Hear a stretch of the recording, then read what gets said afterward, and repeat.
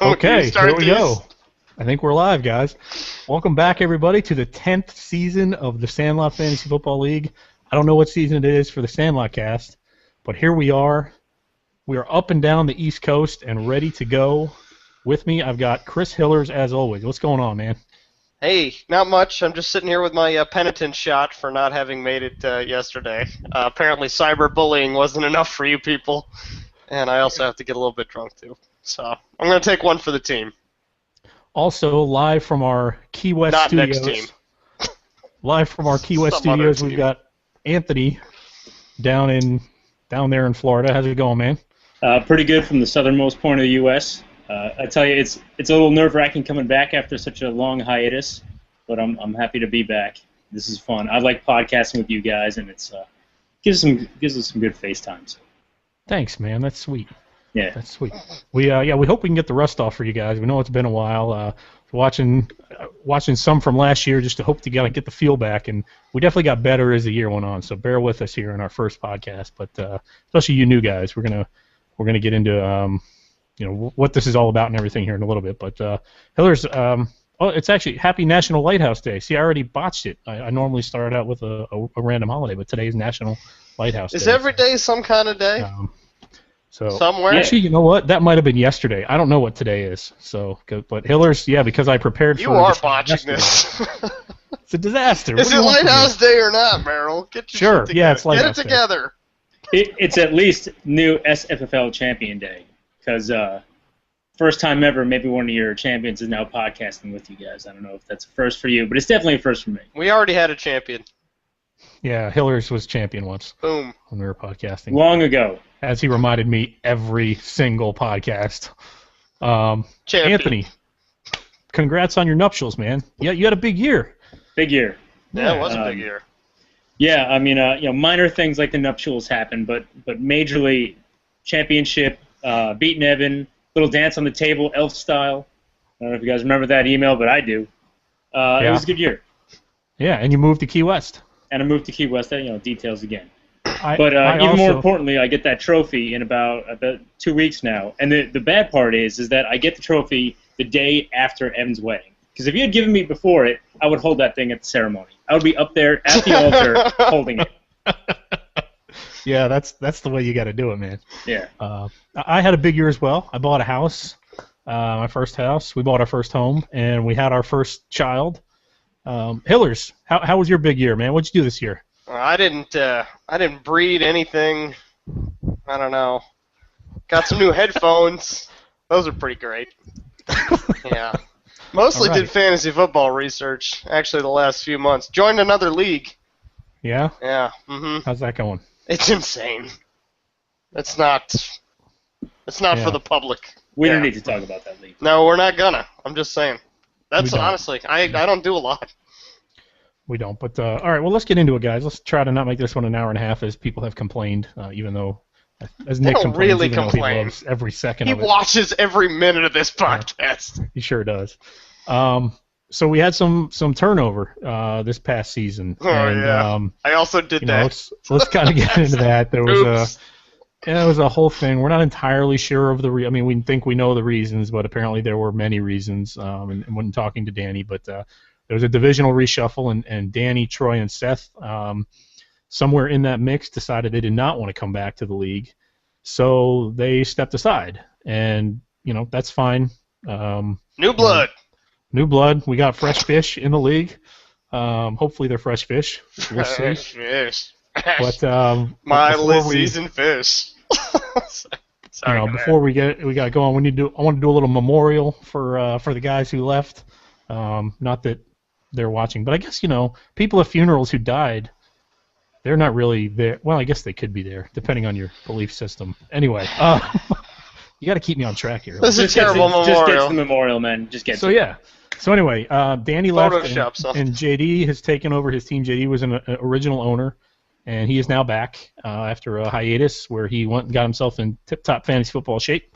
Seth left, and Andy Robinson took over his team. That is Nick's ex-girlfriend's brother, who he still communicates with and is on great terms with, and they're good friends. And a lot of us know Andy. He's a good guy. and Troy left, and Danny Grimes is taking over his team. Danny is friend through kickball, Anthony. Is that right? Yeah, that's right. That's how I met him. I think he's actually watching live. So if you're there, man, what's up, dude? He's not. Nobody's watching live right now. Oh, never mind. Yeah. God, that's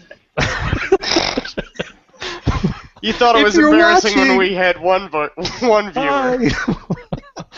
So anyway, that's our turnover. But we wanted to kind of go over. So Danny was one of the original. Danny Douglas, that is. He's one of the original commissioners of the league. Me and Danny kind of founded the league. Hillers was there too, but he didn't really start helping with the management of it until a few years in.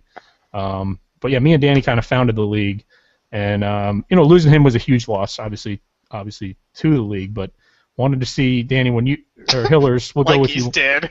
When you think back on Danny's ownership in the Sandlot League, what kind of sticks out in your mind, or what's kind of the aura that his ownership gives you?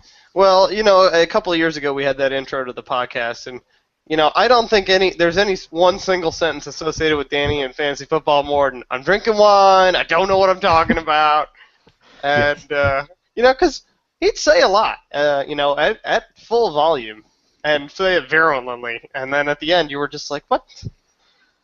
What was that? Sounds familiar. why do we fight about that? What is the point here, and how are we any better?" But he was he's a good man. He was definitely into the game, and so is a good owner. Kept his team afloat, although with only sort of moderate success. Hopefully, we can kick it up another notch this year. Yep. Kind of bit by the injury bug a lot. You and Mr. Douglas butted heads on a few things during his commissionership. What sticks out as far as Danny's part in the league to you?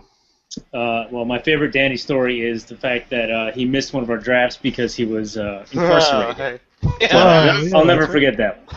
That's classic. There were a lot of things that you'd be like, "Why isn't Danny here?" And it would be something effed up. It's like, "Oh, I can't call him because he threw his cell phone out of the taxi cab window or something." Right. That's hard to come by.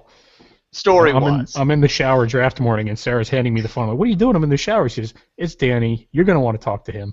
So that was our first auction draft, I think. But yeah, Danny was he was at the forefront of a lot of controversies. He was the original evil owner in our league. He made that early Peyton Manning trade that one time that people didn't like. He was the reason for the initial divisional reshuffling that we did because he was throwing games to get himself a better playoff seeding. So Danny was that point shaving controversy was a doozy. It was a doozy. That went on for about a week and a half before we figured out what to do with that one. And but yeah, we're gonna miss him. He was good. Seth was another owner. Wasn't in for quite as long as Danny. He joined I think for 4 seasons he was in the league.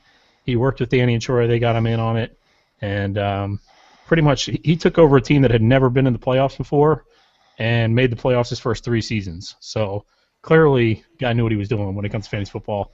For that reason, I'm not 100% sorry to see him go because I don't want to have to compete against him. Hope his replacement is more incompetent. Sure. Yeah. But yeah, Seth. Anthony, anything about Seth that sticks out to you? Solid owner, good at fantasy. Never liked playing his team. Yeah. Yeah, it really sucked. He was making my life a real living hell in my division for several years. He was one of the league's best teams. Before everybody was scared of Evan, people were scared of Seth.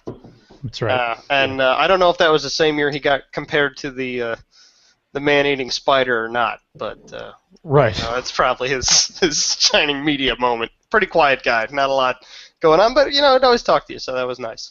Yeah, he wasn't a guy we knew really outside of the league, but inside the league we all knew him, and whenever we hung out with him, we had fun. He was a nice guy, so definitely sorry to see Seth go. And then Troy, the newest ultimate. Well, no, I guess Evan would be the newest ultimate evil, but Troy was kind of after Danny. Troy kind of came in as an antagonist there for a few years, and was one of our largest contributors for a few years too. Very very active on the message boards and the email chains and the rule discussions, and also kind of became the league historian. Yeah, discussions. Kind of became our league historian there for a while. He on the blog that we have, he was the one who initially set up the history page that we have, which for those of you new guys, if you go to 4sffl.wordpress.com, we have a blog up there. You can go. You can see all about the league and all the postings we've had throughout the year. So anything that sticks out, Hillers, about Troy or everything I know about exploiting loopholes, I learned from Troy. Yeah. If it's not in the rules, then it's legal. It's fair game. And you should give it a shot, and then defend your right to do it. So yeah, I got to second that. In addition, I think that Troy is probably the Jeff Fiegels of fantasy owners, where he was good, but then he was really old. And then he punted. And he punted. Yeah.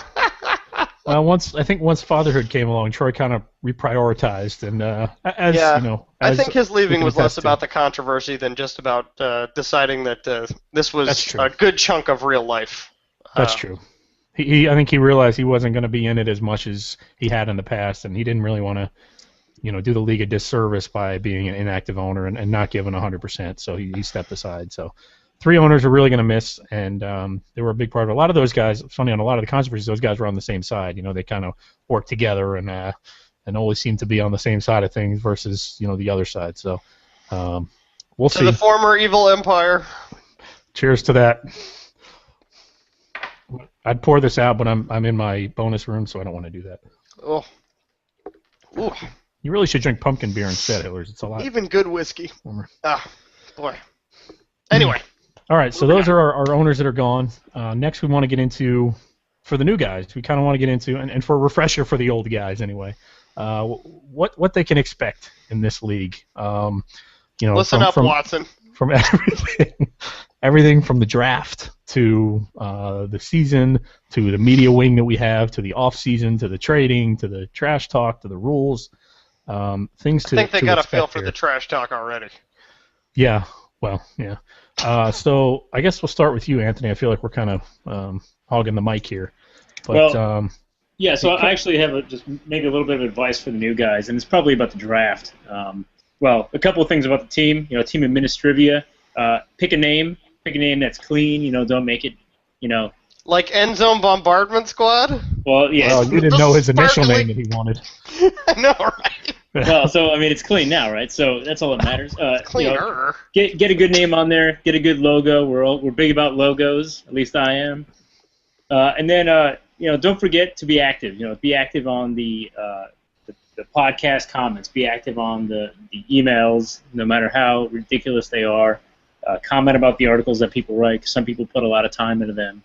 And then as far as the draft goes, and by the way, the more you're active, don't forget there's money on the line, because one of the new mini games this season is to have $35 go to the biggest contribution to the league. So that means maybe the funniest comment anyone had ever said, voted by us on the league. You'll get it's just one thing. It's not cumulative, so don't feel like you're behind.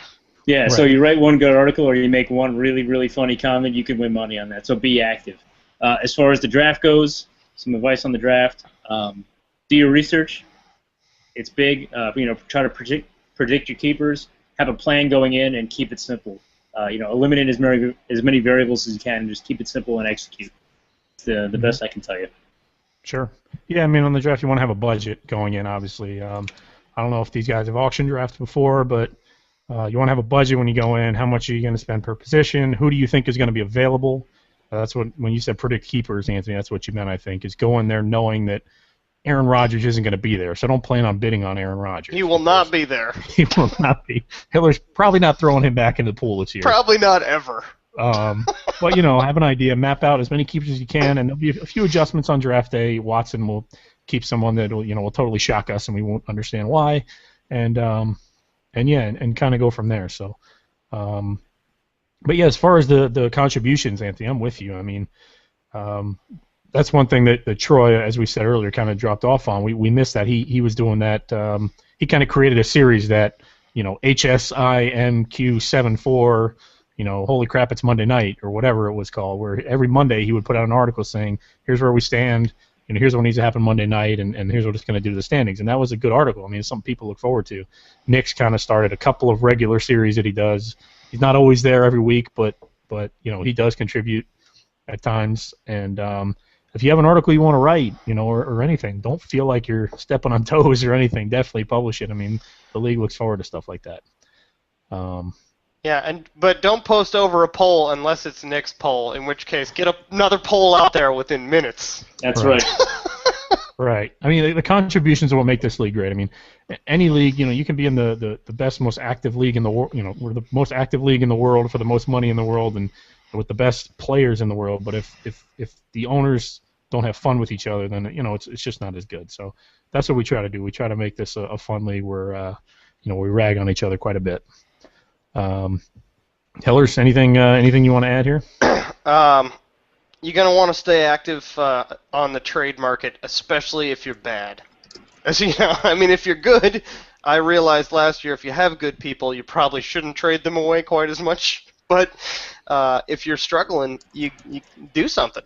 Get out there, make some offers, try to negotiate with some people, and if they're trying to do it with you, don't just shut it down. Even if you don't want it, keep talks going. It'll really help, and it's a lot of fun to just sort of wheel and deal a little bit, especially if it makes your team better. Right. That's always great to do, and I would say have a long-term plan too. I mean, especially for a lot of the new guys, their teams are not among the best teams in terms of keepers. So figure out what you're going to do to get to be a good time. I mean, you can try to draft the best people, and doing your research really helps with sleepers and things like that. A keeper guy is not a guy that costs $45. That's a guy that's going to help you win in 1 year. A lot of times you can trade those guys off if your team is losing right around the trade deadline or right around mid-season when some guy is trying to make a run and is on the bubble. They'll be willing to trade some value. So, figure out where your strengths are, figure out what other people need that you can give away and get back something where the guy is more valuable, but they're willing to give it to you. I mean, I got Brandon Marshall for Chris Ivory, which, if you were in a snake draft, that would never happen in a billion years. He plays for the Jets, for Christ's sake. But because that's what Nick needed and that's what it worked. So, you always look for opportunities and just try to crawl your way up there. It'll be good. Okay. Yeah, I mean, and that goes for the off-season, too. There really is no especially in the off-season. I mean, there is no such thing as an off-season in our league. There's a slow season, where things kind of slow down. But if you've got a team where, and you've got a guy that you can't keep or you think you can get a better value, or another guy has a guy that he can't keep and you can give him something he can keep, that's what you need to go for. I mean, we can only keep 2 guys per position, and depending on their salary, that people may or may not be able to afford them. So I'll also say that the people that CBS or NFL.com are telling you are sleepers are not sleepers in this league. People know about them. People are going to pay money for them. They are not going to be hiding in the background. They're known. And by the way, the longer that you might sit on a trade or say, oh yeah, I got time, that just means that other people are sneaking in and swooping Matt Stafford out from under you. Right. Yeah, no kidding. I had a trade in for that. My offer wasn't as good as yours. I'll say that up front. But yeah, you're right. I mean, it's you got to stay on top of things. Our transactions are only twice a week. You put in bids for Thursday morning, and then you put in bids again for Sunday morning, blind bids. So make sure you get multiple bids. And then you find out the guy you wanted, Evan, bought for $2 4 weeks ago. Yeah. So be sure you get your bids in early. And put multiple bids in. Don't just rely on one, because if that doesn't go through, you're screwed, because you can't just go pick someone up off the free agent market. And especially late in the season, people will hoard to block you. Yeah. If you need a defense and you're playing them, they're going to take the defenses. So save some money. Don't spend all the free agent money in the first 3 weeks on Stephen Hill from the Jets because he has 3 touchdowns in the first week. Or Brandon Jackson. Or Brandon Jackson. Or Sammy Morris. $73 on Brandon Jackson one time. So worth it. Worth it. He ended up on my team later in the year for with that salary. Anthony, are you surprised at the preseason trading? I feel like we have a lot more. Are you surprised there's not as much going on right now, or is it just too early still? Really, I actually think that we have more meaningful trades in this offseason than we have in the past. In the past, yeah, we've had maybe more quantity, but they've been kind of throwaway guys. Santana Moss comes to mind. Maybe people swap kickers just to, spruce things up. But I mean, we got Evan and Brett made a trade that I think is mutually beneficial. This is a blockbuster. Yeah, that's a big one. Trading away Julio Jones, that's a big one. And then, mine and Andy, I think that's mutually beneficial. Some people might think maybe it's a little bit more weighted towards me. But, when you look at the running back draft pool, there's nobody out there. So for Andy to want to lock down 1 or 2 really, at least one high-end running back, I can see that. And if he wants to take a flyer on another one, I can see that too. And then I think there was another one in there. Forget what it was off the top of my head, but I remember it being actually more meaningful than just. Hiller's made one for Brandon Marshall. Right. So there you go, another high-end guy. So this is the most high-end trading preseason that I've seen. Top 5 guys do not come on the market a lot. You know, right. if there's a guy that's a top 5 in his position, regardless of the position, except for maybe tight end, they're not traded around an awful lot. If you get an opportunity at one in a trade, it's unusual, even if they're horrendously expensive. Right. Yeah, I mean, look around. If a guy's got 3 keeper wide receivers on his team, and you've got 3 keeper running backs, well, there you go. You possibly got a trade right there that you can work. So, don't sleep on that, because you get caught behind for 1 second in this league with this draft. It could take you 2 to 3 years to get caught back up from a bad couple of picks or a trade you missed or something like that. So, be sure you stay on top of it. Or 8 seasons, for me. So, the draft. You have to be there. Please do not say, oh, well, I don't really need to be there. Can somebody just draft for me? Well, A, that's a pain in the ass. We don't want to do that. Just because it worked for Brett doesn't mean it'll work for you. Right. Nobody wants to draft for you. It turns into a big pain for whoever has to do it. Secondly, your strategy adapts with every pick. So you have to be at that draft. Not only do you have to, but you're going to want to be at that draft, because there's nothing. If you've never done a live auction draft in person, it is an absolute blast. You will never want to draft another way again once you do that, because it's tremendous. It's maybe the best day of the year. I get honestly nervous before we start that thing. You know what I mean? Because you've just been kind of messing around with it, but then you sit there and be like, oh, that's most of your season right there, and it gets tense. And then we go drinking. Then you end up spending $19 on David Wilson last year, and then you drop him and pick him up 6 more times and end up with him for $1.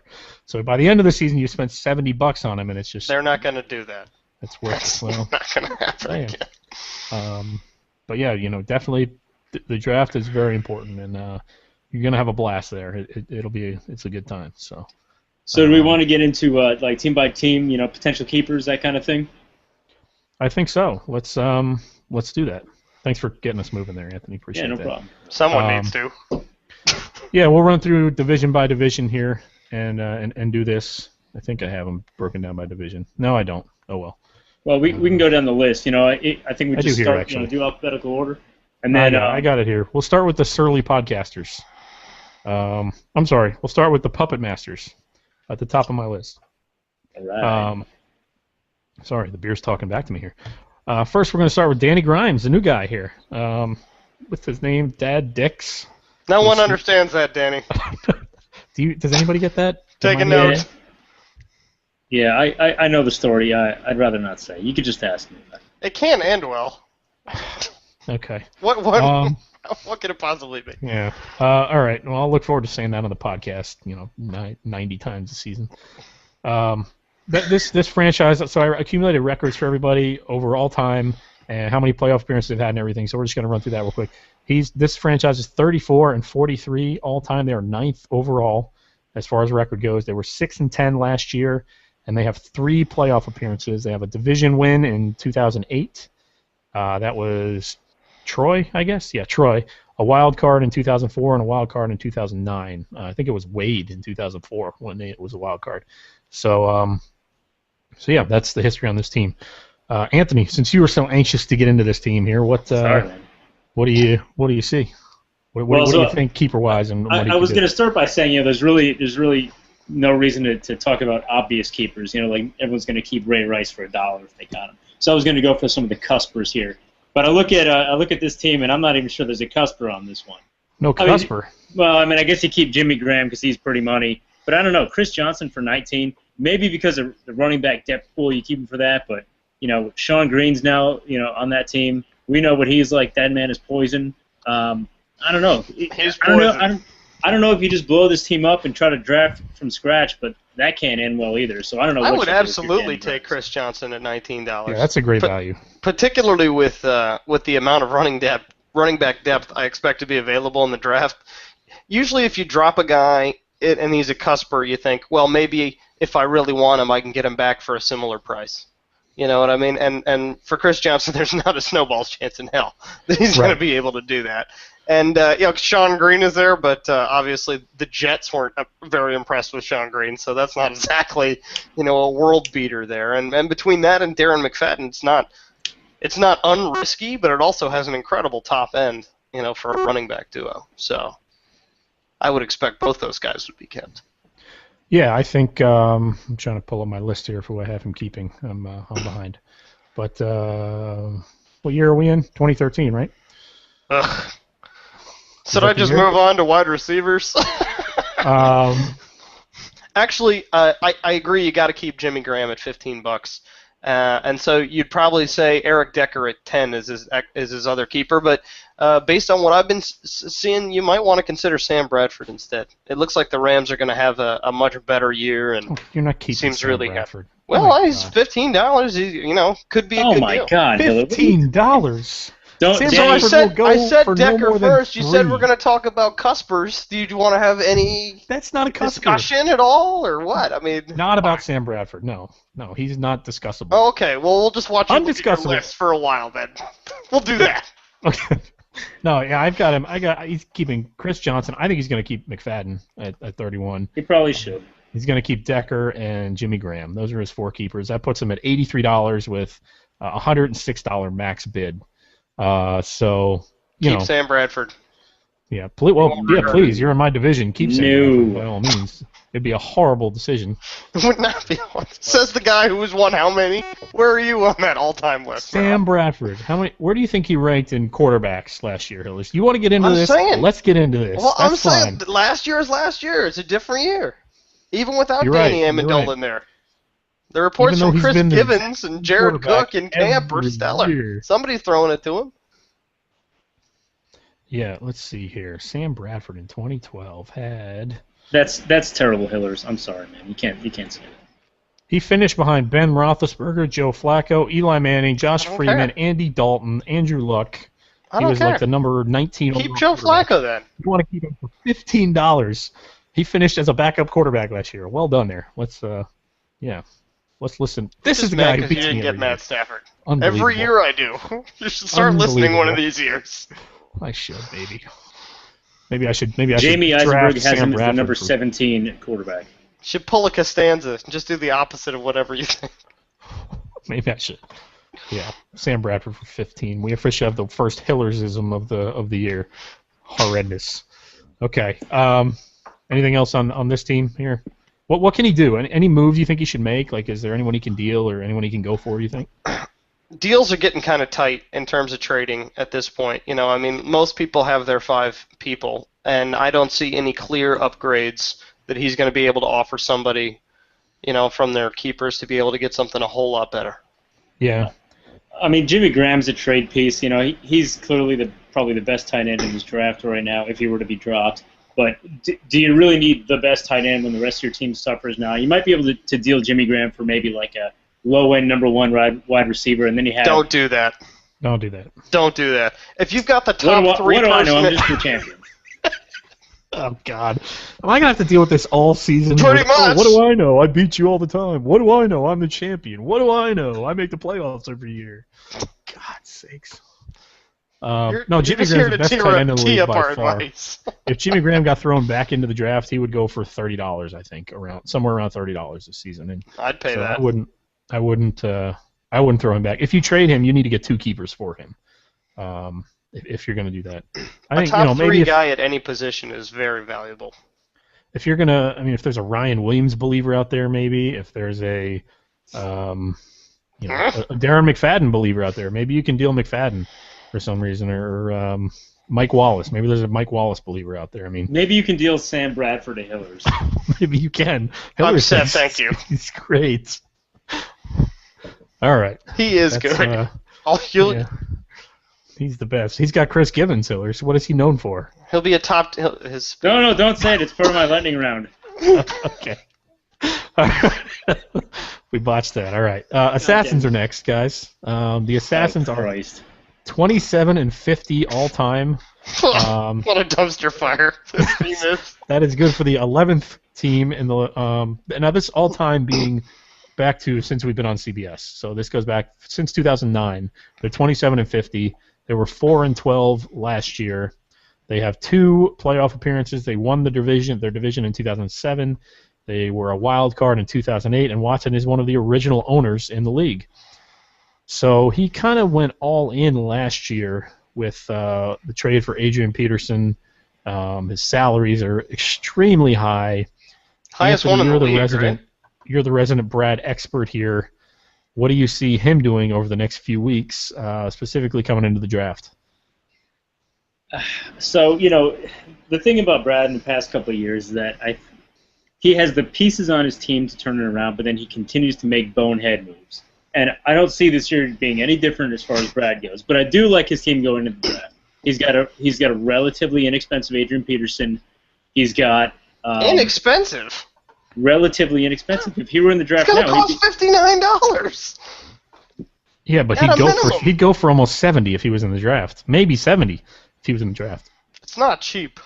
He's got Reggie Bush, which is a little expensive, but still a keeper running back, and he's got Eli Manning, who I think that you can run with as maybe an inexpensive quarterback. Trust me, you can't. Maybe throw.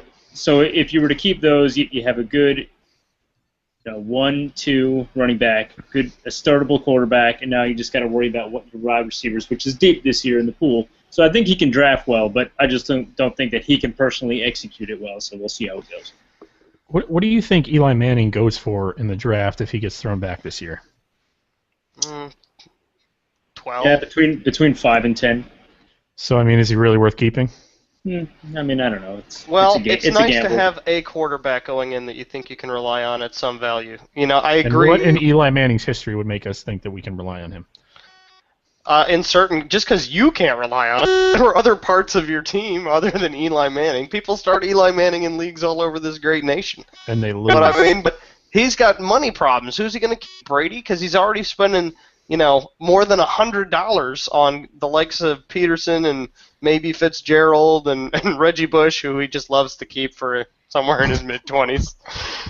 And so you can't hamstring yourself with a $30 draft budget, even if your 5 keepers are great. All it takes is 1 year of a guy underperforming or getting hurt, and your team is boned.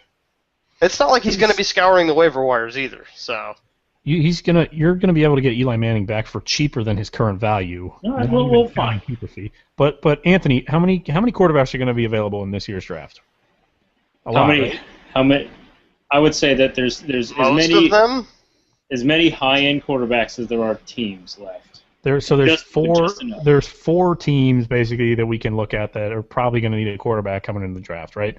Does that include Watson? Available in this draft, we're probably talking there's going to be Peyton Manning, Tom Brady, Stafford's not going to be there anymore, Colin Kaepernick, there's going to be a lot of good quarterbacks out there. Not that you would count. I'd rather have Michael Vick than Eli Manning, honestly. He's going to be there. Really? Yeah. Wow. Yeah, Vic has so much more upside. So fine. So drop him and pick him somebody up for cheaper than $9. Either way, Watson's team still has some pieces to build around, which is more than you can say about his team than in previous years. That's my whole point. He keeps Adrian Peterson, Reggie Bush, Jason Witten. That's who he keeps. He traded for Bush and Witten for Percy Harvin. That puts him at $91 with 100 and I don't know how much left to spend, but whatever, $109 left to spend. So yeah, max bid of $86 at that point. So he can work with that. I mean, he's got the best running back in the league, another top 10 running back, and a top 3 tight end, and he can roll with that. And then he's just got to worry about quarterback, receiver, and a flex. Reggie Bush is a top 10 running back? I think he will be by the end of the year. Yeah. I don't think he gets that high. I can understand. I know it's not a popular opinion, but no need to split hairs. Who's next? Who is next? EBS is next. All right. Hey, how about that? 46-31 since moving to CBS. They were 12-4 last season, and our champion. They have 6 playoff appearances, 5 divisions, and 1 wild card. The wild card was done by Adam Roundtree. One of the division wins in 2005 was done by Adam Kelly. Anthony is the 3rd owner on this team here. That's Hillers. A lot of wins for a team that keeps getting abandoned. Yeah, he has. It is. Well, one of those division wins was from like a 6-10 team. So let's not get too ahead of ourselves there. But Hillers, what do you think of Anthony's team here? And he made some moves in the preseason. Do you think he's positioned himself well coming into the draft? Yeah, this is a very solid team. And actually, this is actually one of the better, sort of uplifting stories. It's sometimes when you look at keepers and the way that guys have been doing for years, I can see a new owner thinking, God, there's just no way. I'm never going to be up there. I'm never going to get in the play. But the reason Anthony has Marshawn Lynch at $13 is because he picked him up when he was unemployed like 3 years ago, and nobody wanted him. I wanted him when it was too late, but he managed to pick him up, and now he's a top 5 running back. And, everybody says, oh, well, that's a special case, but that stuff happens all the time. You know what I mean? You never know who's going to come out of the rough for you. And right. I think if there's any franchise player on this team, then that's definitely it, Marshawn Lynch. Getting Matt Stafford, I think, was a great move for him. I know it was riddled with controversy, but he didn't have to give up anybody he was going to keep anyway. I would expect to see Roddy White back here at that price, and I better not see Steve Johnson back at that price. So I feel like he's got a solid group of guys here. He's got if he feels like keeping a fifth keeper, there's a few guys that I could definitely see, including Vernon Davis. Who would? He's definitely keeping 5. I have him keeping. He's going to keep Stafford, Lynch, Bradshaw, Wayne, and Roddy White. Those are his 5 keepers. So I'm not sure who you're leaving out of that bunch, but Bradshaw. But maybe I shouldn't at $15. No, he's going to be starting, but only maybe, and it's just he's been hurt. But he can't not keep him at $15, I guess. So. Yeah, he's definitely a keeper. Anthony. That's a pretty good analysis. I mean, I think it's pretty obvious that I'll keep 4 of those 5. The 5th one, I have a toss-up. Right now, if I can keep There's no toss-up. Don't give me that. If I can keep a $20 flex running back, that's good. Exactly. He's going to start. Yeah. Even if he sucks, but he gets me the first 3 weeks of the season, it's good to go. So I'm on Bradshaw. When he plays, he produces. He is a solid running back, solid number 2 running back, and a great flex running back. So yeah, him at $18. I mean at $18 to keep. That's nothing. Probably 20. Let's be honest. No, he's going to put Lynch to 18, I think, and Bradshaw to. Well, makes I don't no know. sense. No, it doesn't. You're right. Next. That's it. That's all we got on this team. My team is money. I mean, it's a good, solid team. If he drafts well, he'll be back in the hunt. Final definitely team. be you bunch of misfits and ne'er-do-wells. I got to give you that. Yeah. You know what? I'm a little upset about Troy leaving because we had this thing worked out where it was going to be me, Troy, and Watson, and then we kind of threw Anthony in there to make it a standard review. Now we got Danny Grimes coming in here, and I got this suspicion that Danny Grimes is going to be a Seth-like owner, and that he's got this kind of like fantasy football zen. And that he's going to beat up on you a lot. He's just going to crush us all the time. Position. I think so. I'm like, man, we worked out this whole thing, and now I got this unknown coming in, and he's got a solid. His keepers, I mean, he's got a lot of upside guys. Anyway, Hitman. Known as karma in many cultures. Yeah. Hitman, 26-52 all time, the worst record in the league since coming to CBS. That is terrible. 2-14 last season, mainly due to the highest points against ever since coming over to CBS. And it was by 9 per game, over 9 per game, that it was the highest ever. Wow, that is drastic. It is drastic. It was People do love to whoop on you, Merrill. People scored 110 points a game on me last year. Yeah. I've had 2 playoff appearances. I had a wild card in 2005 and a division win in 2007 on the legs and arm of Jeff Garcia, baby. Since then. What was I even doing in 2005? Since then, it's been hard times. For the Hitmen. We've been wandering aimlessly through the desert here.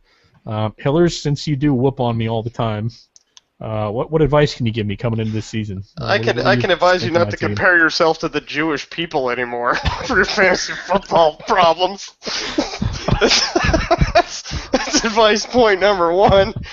Okay, but no, I mean, as usual, Mike. I mean, it's not the thing that's most baffling about your team's just completely enduring suck is that everybody seems to like your choices. Your keepers are very solid keepers. Russell Wilson, people, well, maybe they like him a little bit less now than they did when he had Percy Harvin still, but, still, you've been looking for a quarterback for a long time, and for a rookie year, that guy had a pretty incredible one. Maybe it works. If it doesn't, you spent $7. Jamal Charles is a guy could be a franchise player at $16. That's a top 5 running back, and incredible. I'd love to have him on my team. David Wilson looks great. I know you'll be keeping him at $1. And again, a guy you could keep for years and years. Or if you decided to go a different way, a guy lots of people would love to trade you for. Your receivers, it's just a little bit weaker, but some very serviceable and cheap guys like Josh Gordon or Mike Williams that I think are attractive at their prices. Definitely you could keep them both. Hakeem Nicks may be a little much at 20, but if he gets back to the way he was, who knows? You have some tough decisions on your bottom end keepers, but they're the kind of decisions not going to kill you. They're nice things to have. So you're set up to do well again. But somehow I'm sure it will go really badly for no reasons I can't explain. Yeah, that's a good rundown. Wilson, I think, might be a franchise guy if he continues to produce. Got to keep Charles. Got to keep David Wilson. I actually like Lance Moore at $8 to keep, and I can see you taking a flyer on another year at Hakeem Nicks, or maybe you toss it up and do Mike Williams, but I'd rather do Nick. I'd rather just say, hey, maybe 25 at Nicks is the right way to go, But if it were me, I mean, it's only because you have him. If it were me, I'd ditch him. Hakeem Nicks hurt me so bad last year. He broke my heart. Yeah. He just crushed me last year. I'd say, Merrill, one of your problems as an owner is that you have entirely too long a memory, though. You know what I mean? You remember things, and you reward the guys that have been good for years and years and maybe at higher prices, and you don't always take risks or forget, well, last year was last year, or maybe a guy was hurt. And you go for safe bets. You're a great team right now where you can take some risks on some young guys, and you have solid guys in Charles and I would say Wilson, but who knows? It's just 1 year worth of sample size. So. Yeah, I feel like I've taken a lot of risks. And not the right ones. Well, no, I mean they haven't panned out, but paying a lot for Adrian Peterson, or dumping some keepers for MJD, or of course, MJD gets hurt the next week, and we're not going to get into all this. But Anthony, would you pay $50 to have Maurice Jones-Drew in this year's draft? Yes. So, just a note to new people: running backs, especially the top 3 or 4 that are going to be available, pricey, really, really, really pricey. Be prepared to pay if you want them. On the block. Anybody interested? I'll give you Reggie Wayne for him. Really? Maybe. You have 2 running backs. You wouldn't do that. Yeah, I'd have to you have 2 running backs. You don't want a $50 guy. All right, who's next? Who is next? Who's next? Different division. Which division, you guys? Surly Podcasters. We'll go to next. Who came up with these names? The division winners from last year get to name the division winners of the next year. Even if the divisions aren't the same, everybody gets a division name. All right. Well, the Surly Podcasters. We'll start with the new guy, the Weeniers. Again, another name I have no idea what it means. I've been calling them the Weeniers. Okay, I like that better. Weeniers, like a Rocketeer, like a Weenier. How about the Weenier? Ooh, I like that. The Weenier. It's very classy. Sounds like some sort of dick-shaped wine. Since coming over to CBS, they are 42-32 all time due to the management of Seth. They were 7-9 last year. They've had 3 playoff appearances in the last 4 years. Wild card in 2009, and then won the division in 2010 and 2011. And so far, Andy has been super active, starting with the Stafford trade. He's been really kind of sending out deals. Not every deal is, the most fair, but hey, you got to ask, right? I mean, he's you won't know if you don't ask. Exactly. I mean, I can respect the guy for sending out trades and trying to get things done. I think he's got a plan. He made that trade with you, Anthony, and it gave him potentially 3 keeper running backs, depending on what happens with Darryl Richardson. And all indications are that he will be the starter. but it gave him those 3 keeper running backs, which gives him maybe a trade piece that he can deal for maybe a quarterback or even a wide receiver down the road. So I think he does have a plan in the next week and a half or 10 days. So we're gonna see how that goes. Hillers, you had mentioned that you're nervous about him being in your division. Yeah, because I know at the time his trade was viewed with revulsion and outrage by some, but I looked at it and said, "Oh hell, that sounds like something I would do." And because look at the quarterback depth this year. He's got Alex Smith. On a new team. Kansas City is a lot more talented than their record was last year. He's got him at $3, and now he can decide to trade a guy that he doesn't need to upgrade, at receiver, and secure himself another keeper who I think should be Daryl Richardson. I think it's clear that he's the starter there. I know they drafted Zach Stacy, but he could just be a guy. We haven't seen anything from him yet, and so far out of camp, they've been saying, it's Daryl the whole way. Pede looks like he sucks. LaShawn McCoy, obviously you keep. And so if someone wants Steven Jackson at $45, and honestly, this year, I might take Steven Jackson at $45 if I had a receiver to give away that was better than Steve Smith, I guess. I think he's got a good strategy, and it freaks me out to see a guy that has the same clawing his way up the trade ladder philosophy that I like to employ in my division. And someone active in that market, it freaks me out. So I think I agree with everything Hiller said, except I think that LaShawn McCoy is your trade piece there, and I know he's a really, really, really good value on a talented running back who's young, but he's a bit of an injury risk. I mean, that's the downside. But if you can get 2 keeper wide receivers out of LaShawn McCoy, why do you think he's an injury risk? I mean, he had the concussion last year, didn't he? Yeah. Kept him out for a couple games. That's like the first time he's ever been hurt, though, isn't it? Yeah, but concussions, first time in over 2 years. I mean, and concussions can be recurring things. I don't know. That's one. I'd be more worried about Bryce Brown than one concussion. Oh, come on. A little bit of a committee resting situation. In any case, I'd rather maybe get 2 solid wide receiver keepers out of it, solid guys, and roll the dice with the running backs. Because he can survive this year with Steven Jackson as number 1. Yeah. This year. Does he keep Gronk? Yeah. As long as he gets taken off the pup by the draft day. And if he doesn't? Throw him back. At Really? $13, I'd keep him. Oh, I'd keep him. Why? So that's potential. $16 for a bench slot? Come on. No, because Gronkowski and replacement tight end for Gronkowski over the course of a season is still going to be a top 5 tight end.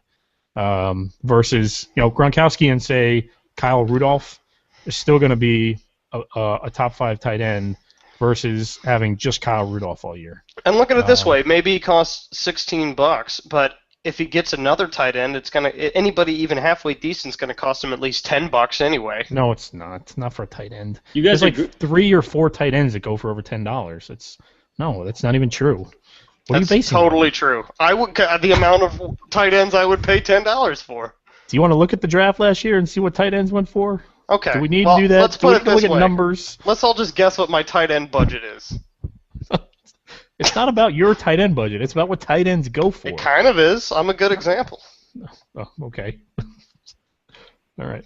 Championship. What about Crabtree, Anthony? Does he keep Crabtree? No. No, dude's out for the year. I mean, that would mean that it's $8 to keep this year and then $11 to keep next year. You can probably get a guy like that for $11 in 2 years. If this was a worse or next year, I would say maybe, but this team is too good to be able to do that kind of thing as a keeper. I think I'm going to say he'll go for more than $5 at the draft. Crabtree. Unless he makes a trade, he's going to keep Steven Jackson, Daryl Richardson, Miles Austin, Michael Crabtree, and Gronkowski for Miles Austin for $101. That's what I would do. Why Miles Austin? Because Miles Austin's a solid number 2 receiver. He's a great Steve number 2 Smith receiver. isn't? I mean, Steve Smith? But no. Mike, you left out LaShawn McCoy there. So I mean, the only reason he wouldn't keep him is a committed trade. Jackson and Richardson. Oh, that's a good point. Oh, maybe he doesn't get the trade done. Maybe he doesn't find a trade. And if that's the case, that trade might not be available to him. That's the other thing we didn't talk about. It's late in the season. August is a little late for your keeper trades. If it doesn't happen, I keep McCoy and Jackson and have 2 high-end running backs and bite the cost. You just eat the cost. That's true. And roll it out. Yeah, I mean it's his, and part of this for Andy is going to be feeling out what people are worth, pre-draft, and what people are going to go for. And he has an idea of what a good quarterback is that he wants, but is he going to be able to get that for the value of LeSean McCoy? I mean, if people have a stud quarterback, they might not want to deal that stud quarterback. So I hesitate to think of what LeSean McCoy would go for in the draft. More than I can afford, I'll tell you that much. It'd be over 50. It'd be 50 plus. 50 plus. So it's great value, but he can only keep 2 guys. So Darrell Richardson, what does he go for? 20? So he's got a lot more value. I'm almost thinking 30 this year. I'm not. For a guy like that. It only takes 2 people, right? So, right. Yeah, could be. Right. Could be. That's the thing. Next, Andy, keep shaking and baking, man. I like seeing the activity. That's pretty awesome. Hillers is next here. Hillers it's a weird thing with Hillers' franchise here. He's 42-35 all time. So not a crazy great record that you would love, but he was 9-7 last season. But he's got 7 out of 7 playoff appearances in the first 9 seasons of the league. So it's he's just a little over 500, but he's made the playoffs almost every year. It done. He gets it done. I mean, he kind of ekes his way in every year. So it's just kind of weird how you do it, Hillers. You're 1 a fighter, championship, 5 division titles, 3 wild card berths. 4 division titles, 3 wild card berths. Oh, you were telling me 5 7. earlier. No, I said 7 out of 9. So 5 and 3 doesn't make. Anyway. It'll be 5 after Anthony. this year. Hiller's team. I think it's pretty obvious what Hillers is going to be doing here. Is there anything we really need to talk about here? Not really. I mean, I do think Hillers is the number 3 of the top 3 scary teams going into the draft. Rodgers, Morris, DeMarco Murray, Amendola, and Brandon Marshall, solid and inexpensive. So that means he has a lot of money to draft whoever he wants, and who's ever in his division, they got to watch out for him because he's going to be one of the leaders. Yeah, I'm with you. I have him as by far the best keeper set when it comes to value. I calculated the value out on these guys, and if they were on the market in the draft, they'd go for a total of $192, and he's keeping them for $104. Yep. So 2 to 1. He's got a ton of value there, the most in the league by far. Most of it's tied up in Rodgers. I think Rodgers would go for $60 if he was in the draft. This will be the first year I've had a good receiver since 2008. My receiver's always the worst. Yeah, and you'll be dependent on your buddy Jay Cutler, who you love. That just doesn't sit right with me, I gotta say. I think I might have to just pour one more just even thinking about that. What do you think about Amendola this year, Anthony? How can you not like him considering what Welker did in previous seasons? Yeah. You think he's Wes Welker, basically? Yeah, I mean, but you know what? For $3, who cares? You know what I mean? As long as he gets even Brandon Lloyd numbers, it's still a good keeper. Yeah, I mean, he's at $8. That's typically what a number 4 wide receiver is, on your team, or even a flex wide receiver. So for $8, he's got potentially a number 1, potentially. Right. I'll tell you, though, of the keepers, this is the one that I had the most controversy over. Cecil Shorts had a really good year last year, and I almost kept him. You should keep him. You should throw Amendola back, or give him to me. I will give you Ronnie Hillman. I bet you will. Yes. But yeah, Hiller's scary set of keepers. You've done a nice job positioning yourself. You used your value that you had in Morris, Rodgers, and Amendola, and acquired Brandon Marshall, who isn't a great value. I think he's about at market price, and he's a guaranteed thing, pretty much. So, well done there, man. Thank you. Bag full of Jacksons. Next team. I wonder if he's going to change his team name this year because I don't know that he's got many Jacksons left. Yes, no remaining Jacksons. No remaining Jacksons. Maybe he should keep it just to be funny. But none of the other names make sense to me. Bag full of Jacksons, 38-40 all time, just under 500. Dave's had a rough run of it recently. Early in the history of our league, he was a former power, if you will, and you will. 2 titles. Last year he was 8-8. He was the league champion in 06 and 07. How you doing, Hillers? I'm better now, thank you. I forgot I didn't have a chaser for that one. So. In 06 and 07, he won his division in 07. He was a wild card in 05 and 06. So that 05 to 07 stretch, his team was pretty scary with that Tomlinson, Rivers, and Tomlinson, Palmer, and Antonio Gates combo. I still remember that. Anyway, Anthony, Dave's team here, he's kind of come upon hard times. I look at Dave's team, and I think it's probably the worst set of keepers, and it's in the worst shape in the league. What do you think? Yeah, I agree, and I'm looking at it, and it's like, how can a guy who didn't quit last year have a team that's this bad? You know what I mean? Like, I could see you going all in last year and be like, fuck it, I'm out. But he knew he was coming back, and it's terrible. I mean, I like his I like his receivers. I think you keep Thomas and Cruz, but blow up everything else. But you know what? You might have to desperation keep Frank Gore, just given the running back situation in the draft this year. You almost have to do it because Frank Gore is going to be one of the top 3 running backs available. So why not just keep him at 43? Be done with it. Yeah, it's a shame. If it was me, I think I almost might shop around like a Gore and maybe even like a guy like Jeffrey Alshon, and see if there's like a wait, like a cheap. I like him as a sleeper this year. Who was it? Jeffrey Alshon? How do you even pronounce that? I don't watch a lot of TV. I mostly read. Try it again. No. Come on. No. Come on, try it again. I'm not gonna. Switch it around, Hillers. Switch it around there, buddy. Alshon Jeffrey. Oh, wait, okay. Yeah, that's his last name first. And by the way, you want to keep. He was terrible last year, and you want to keep him for $12 over Demarius. No, I'm just saying. No one wants him for $12. Keep him and Sam Bradford and win a championship. Or trade for Sam Bradford. If not him, it's a shame Pitt is hurt. That hurt him. That would have been a good keeper if he could keep him. But he picked it up too late. Yeah, you're right. It's bad. Just keep the receivers. And there's nothing good here. No, I mean, he can keep maybe those receivers. Maybe desperation keep Frank Gore. I agree. I would keep Sproles too, honestly. Maybe Sproles and not Gore. With Gore at $40, I think you might be able to get Gore cheaper than $40 this year. Well, even if he doesn't, I mean, you try, right? And so if he goes over the 43, you keep going. But because you've got a lot of value in Cruz and Thomas, like Demarius Thomas is a $35 receiver. Victor Cruz is a $25 to $30 receiver, so you've got a lot of value there that you can use to buy another guy. So I say you go with those 3 guys and a lot of money into the draft, and you try to make your large draft budget work for you. Yeah, swing it around. Is Andy Dalton worth a keeper at $5? No. Who wants a backup quarterback? Well, at $5, that's probably what I'm going to pay for a backup quarterback. So I mean, maybe he's a backup, but with the potential that's a great to be backup, a though. Yeah. Yeah. Well, and actually, all the nice things I'm hearing out of Cincinnati this year, I would say yes. At $5, yes. He's like a poor man's Matt Schaub, maybe. Andy Dalton. I don't know. Matt Schaub might be a poor man's Andy Dalton after this season. The way you can redraft him. You can redraft Dalton for like $2. Yeah. No, not $2. No one is gonna pay over $5 for a number 2 quarterback, especially an Andy Dalton number 2 quarterback. I would pay $6 for Andy Dalton. Well, then why didn't you do it last year?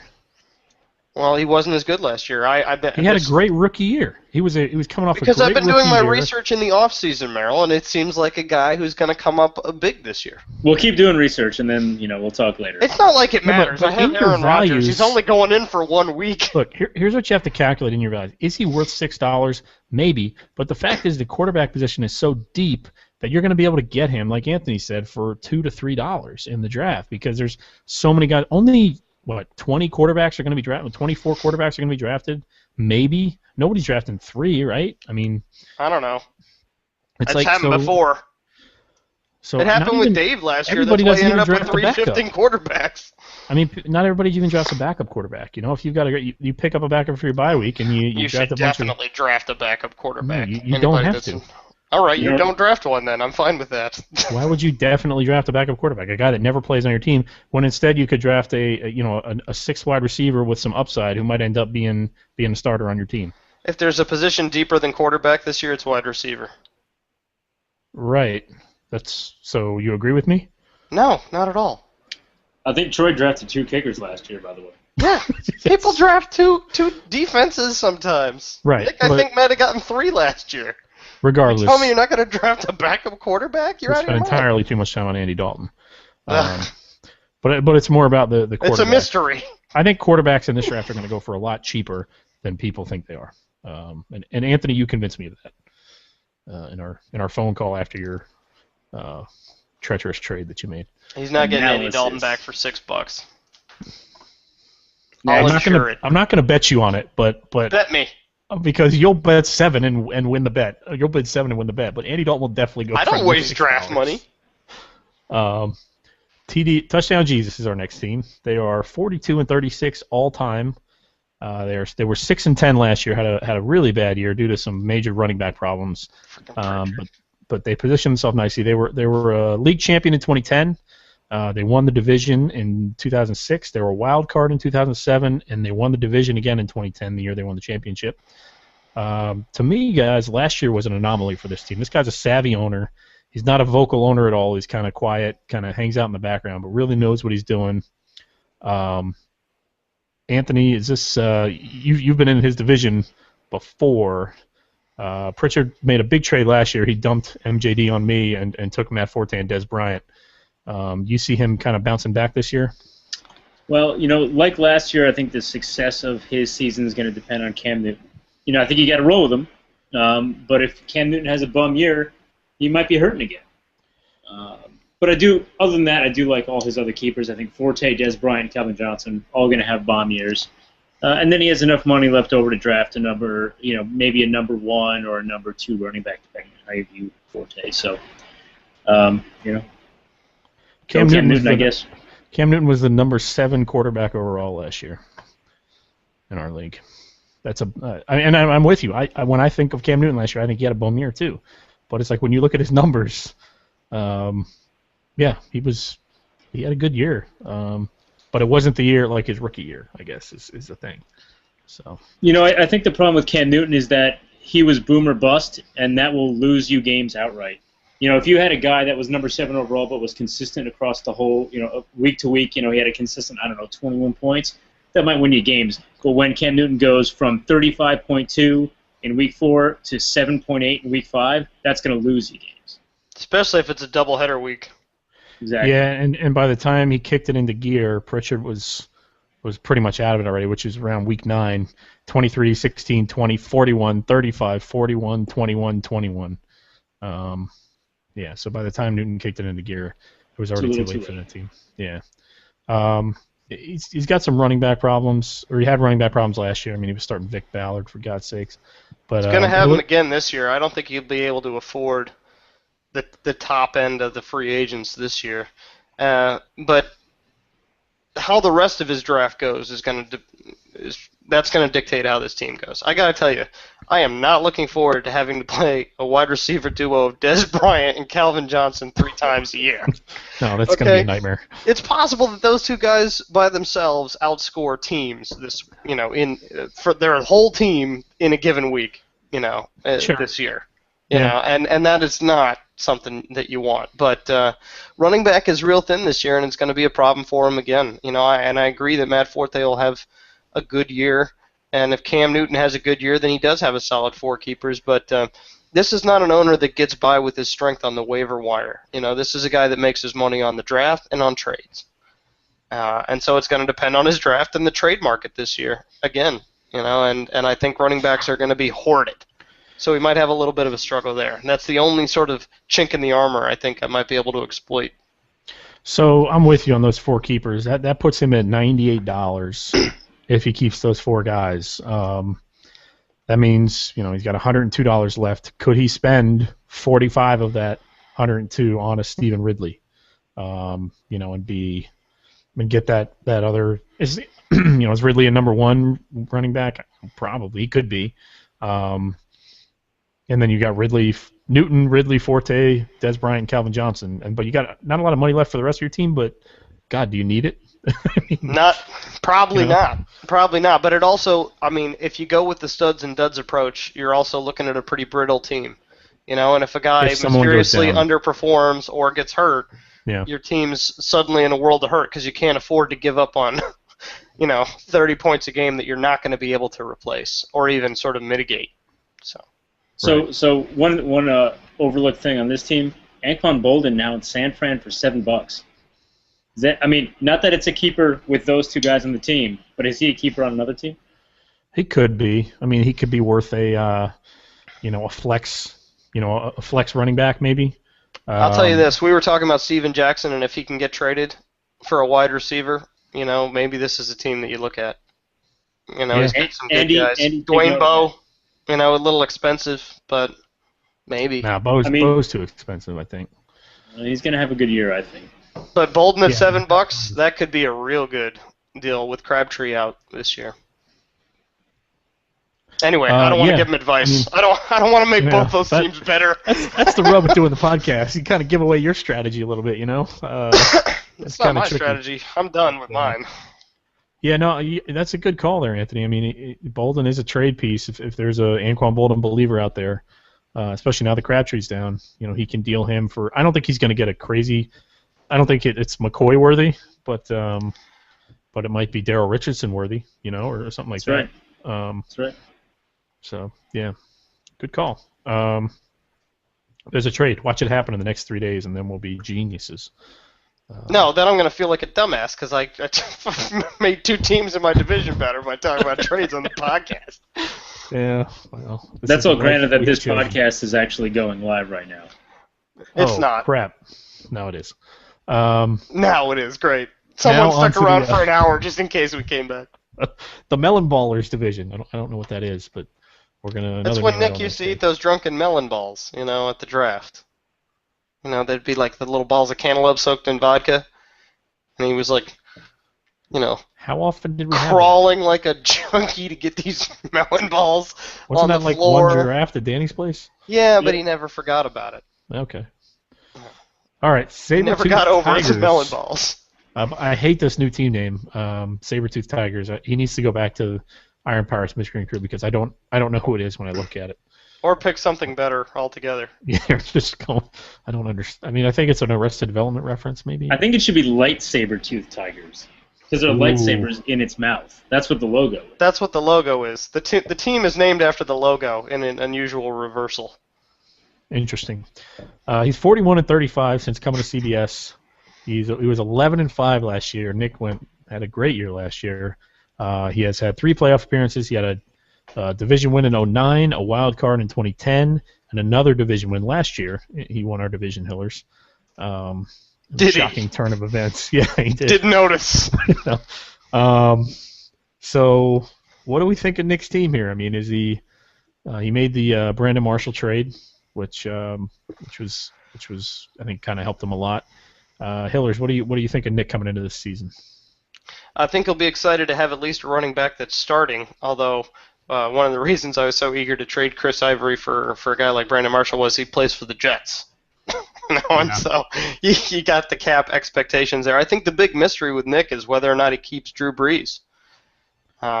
Normally if you're talking about one of a top 2 position, something in the 40s isn't out of the question, but like you said, quarterback is relatively deep this year, and maybe thinks he can get more value in another position. I think it's pretty obvious you keep A.J. Green maybe forever. That's this team's franchise player. Mm-hmm. And then I know he was talking about keeping Wes Welker, but let's be honest, it's going to be Randall Cobb. And that's that's the second scariest wide receiver duo in the league. Well, this is the guy who trades with Andy, right? You deal Welker or Cobb for LaShawn McCoy. Oh, right. Boy. And then you've got... let's just stop making these suggestions. Okay, let's just nip it in the bud. That's the trade that needs to happen, right, Anthony? I don't think you do it for Welker, but you might do it for Cobb. Yeah. But yeah, that would be a good trade.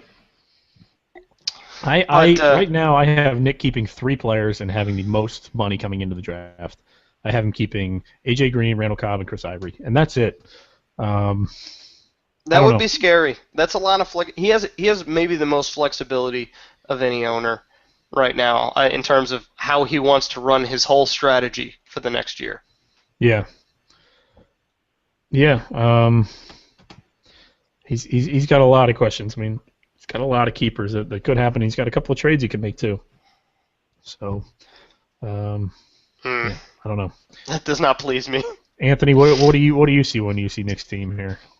Well, clearly you keep Cobb and Green, just given the prices and the predictions and everything. You keep Chris Ivory because, I mean, he's got no other running back. He has no other running back options to keep, period. So you keep Ivory and just hope he does well. I mean, $5 to keep the guy isn't a lot. But you know what? No risk. Yeah. But and Breeze is the only mystery, is the only option in my mind, other than a trade. I can go either way. If he keeps him, I'll be like, hey, good job picking up the number one quarterback prospect, for $47. It's a little overpriced, but you lock him down at least. Yeah. But if he throws him back, he could be just as happy with Tom Brady for 27 this year. Brady's gonna go for more than that, but yeah. We'll see. Yeah, that'll be an interesting bid though, the Brady bid. Yeah. People say a lot about quarterbacks and it's so deep, but it also drops off probably about 100 points between the top guy and the 10th guy. And that's a lot of points for, even though it's over 12 games. That's the difference between a team that wins a lot and a team that wins maybe half the time. Well, yeah, I think Nick doesn't. Some people don't realize, these people that have these elite quarterbacks don't realize how nice it is to have these elite quarterbacks. It's like a warm blanket. It's like, you just got a nice 30-point score. I'm losing going into Monday. I'm 40 points down. I could still do that. Yeah, I mean, I haven't had a 40-point score like ever on my team, so you guys could have one that really. So Breeze is nice. Yeah, I think you throw him back just because I don't think he's going to go for more than $47. So yeah, depending on how the draft goes, you say, well, depending on how the draft goes, if things don't work out for me, I can always just get him back for 47. So that'd be interesting. If Breeze was back in there, he would be far and away the best. Yeah. So that's why I only have him keeping 3 right now. But I could see Nick making a trade or two, even though Nick is like, I don't know, he's so impossible to trade with sometimes because he just doesn't want to pull the trigger on things. And he loves the guys on his team. So, yeah, who else we got? Not a great set of keepers, but things could change quickly. You said we weren't going an hour and a half. I think we're an hour and 15. Yeah. Peanut butter jelly time. Next team here. They are 42-35 all time, right around the good team average. They've been to the playoffs 5 times. League champion the first year. Remember the Tijuana Tobaccos, Hillers? I don't really, to be honest. They won the league the first year. The Baccos. You don't remember the Baccos? I couldn't pick that team out of a lineup. That was PBJ time. They won the division that year, and they've been a wild card 3 times since then in 06, 2011, 2012, where they played you the last 2 years, Hillers. They were 9-7 last year. Anthony, they don't have a lot of cap this year. They've got a lot of expensive guys on their team. What do you see them doing coming into the year? So I have them pegged as the best team going into the draft. But if they don't win this year, they have some serious choices to make, serious decisions to make next season. Best team going in. Arian Foster, Doug Martin, RG3, who could be a monster, Vincent Jackson, and Jordy Nelson. And, it's ridiculous. It's this team is going to be the epitome of stars and scrubs. Well, no, so if you keep all those guys, you're like $160. Yeah. So we know that attending drafts. You can't keep Nelson. Is Brett? That's not Brett's forte. Attending drafts. Forte. So he's gonna be in and out, and he'll be stars and scrubs. And as long as everyone stays healthy, this team's gonna be hard to beat. That's a big if, though, for that much money. He can't keep Jordy Nelson. He just can't. He doesn't have the money to do it. If he keeps Griffin, Foster, Martin, and VJax, that puts him at $138, which is still a ton, but that's a great team, right? All he needs then is, another receiver, a flex guy, and a tight end, and then he's all right. Good. Well, so do you not want Jordy Nelson at $20? Because I don't want Jordy Nelson because Jordy Nelson did it for 1 year, and since then he's been kind of banged up and injury prone, and there's so many receivers on that Packers thing. I'd rather have James Jones this year than Jordy Nelson. If he's available for sale at $20, I'll be picking him up with a giant smile on my face. That's fine, but that's not a luxury Brett has because of his budgetary constraints. I can understand that. It doesn't It doesn't enrage me, but it just seems crazy that you would have to let a guy like that go. That's a bad budget situation. That means he can't get anybody at $20. If he keeps those 4 guys, his max bid is $53 at that point. Oof. That's his max bid, right? Not that he's going to bid that on anybody, but he'll be at 100 and, what did I say, $38, $36? Yeah, he won't spend $20 on anyone. He can't. But he doesn't need to. Yeah. Unless somebody gets hurt. If there's one guy that could have benefited, and not that he didn't, but I suspect maybe he didn't, could have benefited from some really thorough research into sleepers this year, it would be Brett, because he's going to have to be bidding a lot of $1 bids this year. And if one of those pans out, maybe that's the difference. I hate that term, by the way, sleepers. There's no such thing anymore. With as much information as there is, but the more you have, it's still a slight edge. It's value is what he's looking for, not sleepers, but value. I mean, that's what he needs to find. Because everybody knows everybody. Yeah, I mean, it's just terminology is all it is. Okay. So, but you think he keeps Nelson? We don't. You think he keeps Nelson, Hillers? I can see him being persuaded by your argument. Frankly, I hope he doesn't. I'd love a chance to bid on him.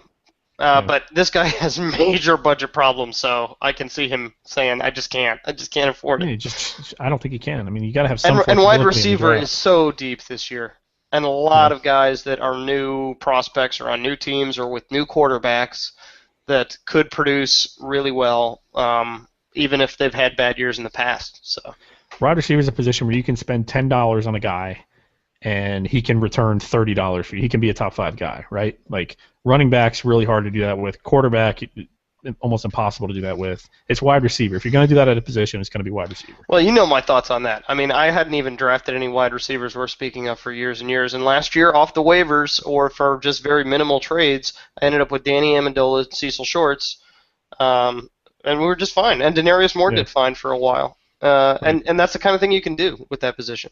So. Sex Cannons are our next team here. They are 50-27 since coming over to CBS. They were 14-2 last season, the inverse of the Hitmen. They have made the playoffs 4 years since coming in 2008, I think. Evan joined us. He was a wild card in 08, and he's won his division in 09, 2011, and 2012. And he's won the league. He won the league in 09 and 2011, 2-time champion. Can we just get the Empire music for this team and play it next to his logo all the time, from Star Wars? Evan kind of locked up that one position he needed with his number one receiver in a trade this year. Do you see his team repeating as far as being that good again this year? Repeating what? Not winning the championship? Yeah, I can see that happening. Going 14-2 in the regular season. Never ask Anthony about Evan's team. Okay, Evan's team's going to be good. I have it as the number 2. What? He's like, it's all up in the camera's face.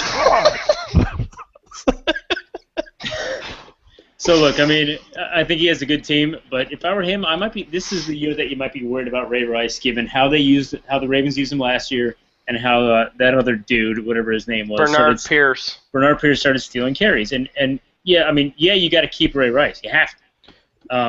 But $22 to keep. Of course you keep him, and of course you keep C.J. Spiller. But there's $6, probably the league's best keeper. Okay. C.J. Spiller. No.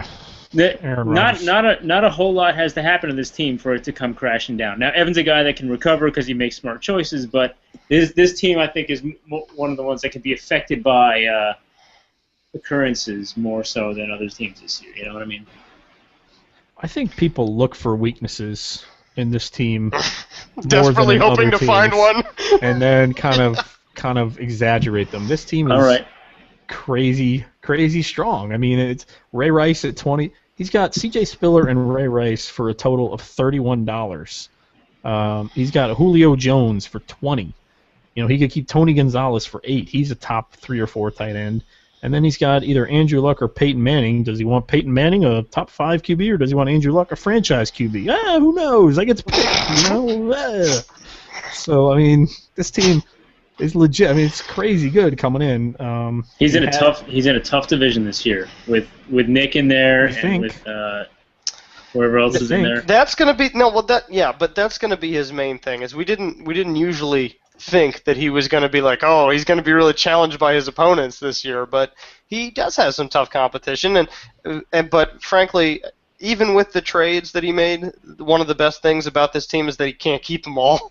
I mean, the depth is insane that he had last year. It's just going to be hard to repeat. Well, and no one can trade for it either. The overall quality, of the team, because everything all the way down. I mean, I would love to have guys like, let's see, this year, Vincent Brown even on my bench, or Marquez Colston, or Andrew Luck. You can't trade for him because you can't upgrade him anywhere. So why would he trade them? Well, I'm not trading for him. No, but I'm saying, like, I've asked Evan, I'm like, can I get one of these guys from you? And he's like, probably not. You can't really upgrade me at any position. Right. He has to give a lot of it back, and that's the only good thing we can say is we hope he has his first really bad draft this year. Yeah, well, but he's probably going to keep Luck, Rice, Spiller, Julio, and Tony Gonzalez, right? No, I haven't picked him Garcon rather than Gonzalez. Okay, well, regardless. I have Peyton.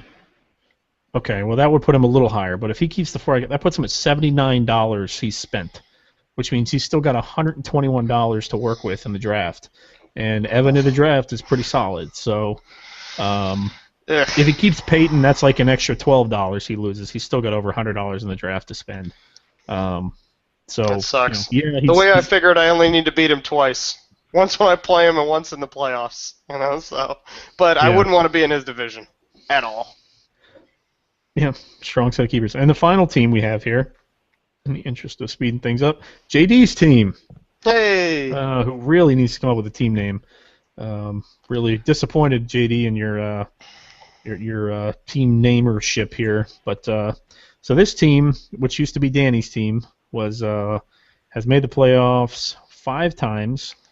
Was a division winner in 04 and 05. Ended up winning the championship in 05. And also won the division in 06 and 2010, and was a wild card in 07. 31 and 43 all time. It's been a rough go of it the past few years, and 8-8 last year.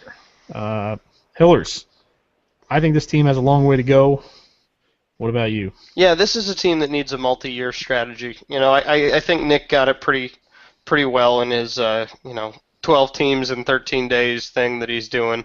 But he does have some really solid guys to start with. Matt Ryan is a quarterback that I would like to have. Trent Richardson isn't cheap, but you absolutely have to keep him the way that he's been doing and the way he's been drafted and how much he would cost in the draft. Torrey Smith is nice to have at $13. Really sucks for him about Aaron Hernandez. That killed him. Yeah. Don't kill people, kids. It ruins fantasy teams. And I would absolutely keep James Jones at $8. That's What about Antonio Brown, fellas? Nope. Number 1 receiver on the Steelers this year. Number 1 receiver on the Packers. James Jones. Didn't he finish probably number Cobb last year? He had like 16 touchdowns last year. 14 touchdowns, led the league. But that's led the league. Led the league in touchdowns. I mean, you can't turn a guy back at $8 that led the league in touchdowns last year. It just seems crazy. But again, that's a trade opportunity. Like Antonio Brown is a great trade piece for somebody looking for a number 2. It's an adequate trade piece. Antonio Brown isn't exactly lighting the world on fire. He's going to be the number 1 receiver for the Steelers this year. Yeah. Had a lot of targets last year when he was number 2 receiver. When he was the number 2 receiver, let me just read you a few weeks in a row of points here. 7.8, 8.8, 12, 7, 8, 6, 2, 10, 3, 2, 3. A few weeks hurt. I'll take 7 or 8. I got no problem getting 7 or 8 points out of a receiver. I'm just saying, it's not exactly amazing. No, but he's a number 2 or a flex, and you're only paying $11 to keep him? Yeah, you know who's not a maybe flex is James Jones. That's a solid 2 right there, at least. Anthony? Look, I mean, we have to make sure JD logs in and changes his damn team name, and then we can worry about him trading for people. I'll change his name to the Brown Mile, and then we'll see. So let's have JD log in, play with some stuff, maybe respond to a trade here and there, and then we can talk about it. But I don't know, maybe you deal one of those guys. There are folks out there looking for wide receivers, and there's upgrades to be made, but you got to be active to do it. That's true. So I'm trying to look up here. James Jones had let's see, 162 points last year, and I'm having to go to a different page to even find where Antonio Brown is, so it's like not even close. Yeah, still scrolling down here. He can't be below Santana Moss, because that's where I am now, right? No, you missed him, is what happened. Are you sure? Yeah. Anthony, do we have a lightning round? We got time for a lightning round? I mean, I got time for it. You guys ready for the lightning round? It is a lightning round. I don't have a sound effect, so I'll do this instead. All right. Antonio Brown was right behind James Jones last year, Hillers. Take a look. He was 2 points behind him. Yeah, right behind him. So why would you take him now? Doesn't make any sense. Well, I'm saying for somebody else, it'd be worth trading. You're talking about how great it is to get $8. Are you sure? I'm looking at the thing. I don't see him anywhere near him here. Reggie Wayne, Randall Cobb, Mike Williams, Steve Smith. You're looking at CBS, all players. Yeah. All players. Oh, I'm wide receiver, years 2012. Projections. Yeah, Antonio Brown sucked. All right, I got 10 questions for you in the lightning round. You guys ready? You sucked. You sucked. No, 3 wins, Merrill. 2 wins, Hillers. All right, here we go, guys, for the lightning round. First, I'm going to go to Hillers, then I'm going to go to Mike. That's how it's going to work. He had 103 points. What is the salary of the highest drafted player? The salary of the highest drafted player, yeah. $51. Mike? Drafted player or player on a team? Drafted player. 56. I'm going to go 61. Oof. All right, better fantasy defense. Seahawks or Bears? Seahawks. Bears. I'm going to go Seahawks. Bears can't get lucky. Baby. Let's see. All right, so the better relocated fantasy tight end. Dustin Keller, who's now in Miami, or Brandon Myers, who's now in the Giants? Brandon Myers. Myers. I'll also go with Myers. So CBS. Not close. Not even a little. CBS lists Drew Brees as the unanimous number 1, so the 3 experts have him all at the number 1 fantasy quarterback. Where do you guys think he's going to end up by the end of this fantasy regular season? 2. Who beats him then? Rodgers. All right. I'm going to say 7. Rodgers is number 1. Always. You're going to say 7? I'm going to say 7 because he gets a bruised hairline or something. Nah, only because his defense hasn't gotten any better. He doesn't have a hairline. He's gonna get those garbage time points you hate so much. All right, Hillers. He's got Sean Payton back. This one's only for you, buddy. What is Chris Gibbons known for? Speed. Wrong. Speed. Wrong. Playing behind Tavon Austin. Oh. All right, Still known for his speed. That doesn't even make sense. I know. It's a terrible joke. Really, you had all day to come up with that? What'd you come up with? Well, plenty. No. I just on the fly. All right, so give me all day. I'll do better than that. Spend $15 on Sam Bradford. That's what he came up with. $18. Does $18? Okay. Does Stephen Ridley end the season as the full-time back, or is he in a timeshare with Shane Vereen or someone else? Timeshare. I'm going to say primary. I mean, maybe 60-40, but I view that as a timeshare. So do I. What do you... Maybe the 40 is, 20% Shane Vereen and 20% some more. He's saying, is it the same as last year? That's what he's saying. This is a lightning round. You don't get to explain. I didn't ask you. Let me monologue on Stephen Ridley here. So someone needs to. Next question. How badly is new Buffalo slot receiver Stevie Johnson going to get creamed over the middle this year? Let's ask Killers. He loves Stevie Johnson. Like on a scale of what? 1 to 4. Like number of broken ribs? I'm going to go with 4. Badly. He's going to get smushed. I think that Stevie Johnson is going to have a bomb year, but I don't think he can stay healthy playing the slot. Mike? No. I say he's going to end up as Cool Whip. I don't even know what that means. You said how bad is he going to get creamed? I said he's going to end up as Cool Whip. He's naming his favorite creamed foods. Next comes corn. Right? Whipped cream? Peas. Cool Whip. All right, here we go. The next ones are good. Next ones are good. Creamed? No. Danny Amendola in New England or Welker in Denver? Amendola. Welker. Oof, I say Welker. Nah, right. Too many targets. Peyton Manning's not looking for anybody. Bye-bye Eric Decker is what that is. Most improved QB wide receiver combo.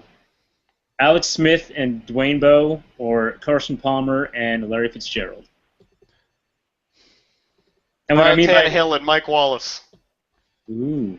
Okay, Mike. I'll go Fitzgerald, I guess. No, most improved. I'm gonna go with. I'm gonna go most with Fitz. Improved. Well, I don't know. Which one do you like better? How was the question? If you're doing roll one.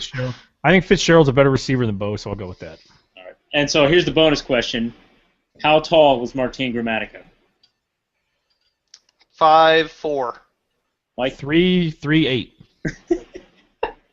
3'8". You know what's funny is that we think that he was really short because he looked like a freaking elf, but dude was 5'8", which is basically like our height. Are you sure that 5 really wasn't a 3? No, I'm not. Yeah, you know those heights are exaggerated. Yeah. That's all I got, boys. Is that with spikes on? Yeah, he's got shoes and everything. All right, let's shut this down, boys. Pretty good first podcast, I feel like. Not our best, but not our worst. We'll get in the groove. Yeah. I'll get drunker. I'll get drunker on the next one. All right, let's get this posted on air so Danny Grams can watch it. Yeah. Hillers, how you feeling? Yeah, just fine. Yeah. It's okay. Return to the pumpkin beer, Anthony. Pumpkin beer is back. Are you excited? If we do a podcast next week, which we probably won't, I'll be drinking one. Okay, but our next podcast, you'll be drinking one. Yeah. Okay. They have pumpkin beer in Key West? Yeah, but it's rare. It's a rarity. Yeah. Okay. All right. Well, guys, thanks for showing up. Hillers, thanks for actually showing up this time. And I paid my price. I paid my debt to society and this podcast. For Anthony, for Hillers, this is Merrill saying, see you later.